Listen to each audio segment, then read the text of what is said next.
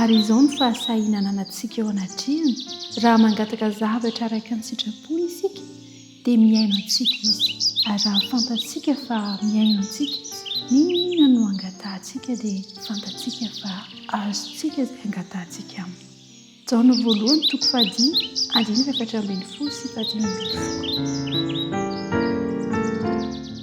Fivavahana araka ny sitrapon'Andriamanitra na hoe fangatahana araka ny sitrapon'Andriamanitra. Rehefa mivavaka mangataka fitahiana ara-nofo ianao dia tsarovy fa mety ho hitan'ny tompo fa tsy mahasoa anao zany, na tsy hanome voninahitra azy ny hanomezana anao izany, na dia tena irianao mafy aza, kanefa hamaly ny vavaka ao izy ka hanome izay tsara indrindra ho anao.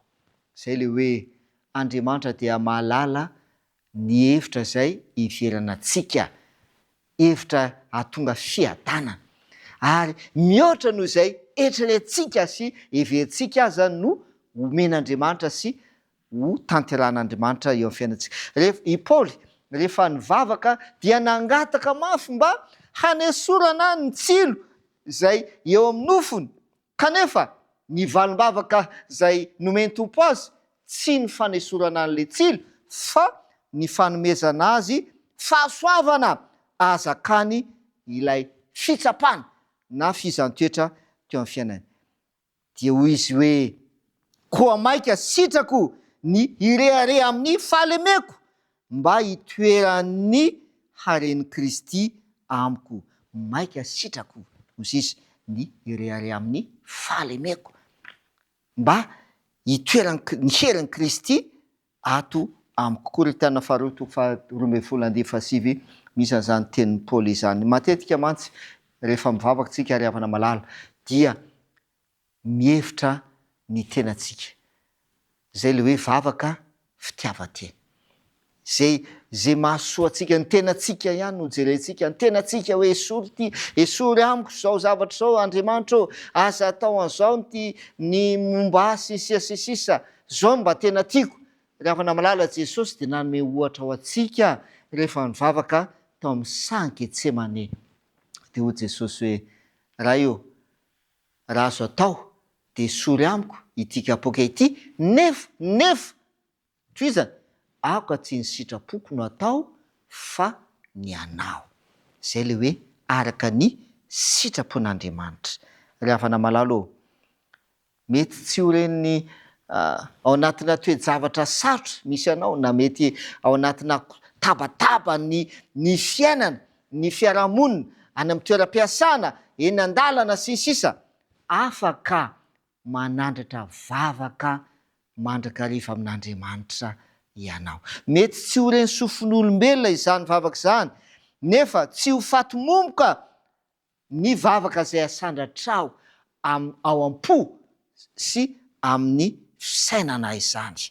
Ary tsy ho very foana ao anatin'ny tabataba ny asa mandraraha izany fangatana izay ataonao izany.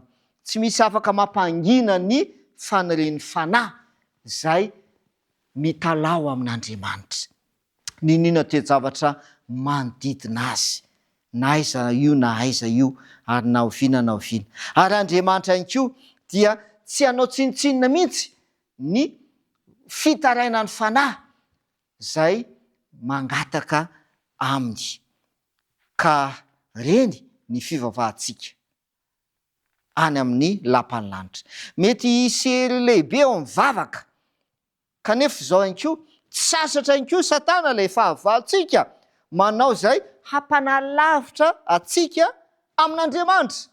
Ary izay indrindra ny tena fakapanahy izay ataon'ny Satana amin'izao andro iainantsika izao anie, dia ny hahatonga ny olona revo voafatotra ao anatin'ny rotoroton'ny fiainana sy ny asa mandraraha, dia tsy manana fotoana hifandraisana amin'Andriamanitra. Rehefa havana malala asa dino ity afatra ity, fa tsy sasatra Satana ozy izy, tsy sasatra izy manao izay hampanalavitra ny olona amin'Andriamanitra.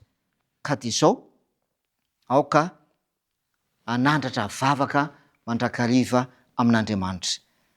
Ny tena atahoran'ny Satana indrindra nefa dia ny olona tsotra anankiray izay mampilefitra ny tenany ary manandratra vavaka mangina amin'Andriamanitra ao anatina tabataba sy korontana olana maro samihafa dia mangovotra ary matahotra i Satana. Koa dia andehary hivavaka amin'Andriamanitra isika, ary rehefa hivavaka tsika tsy ny sitrapontsika no tiantsika ho tanteraka fa andehantsika hivavaka araka ny sitrapon'Andriamanitra. Andeha hivavaka tsika.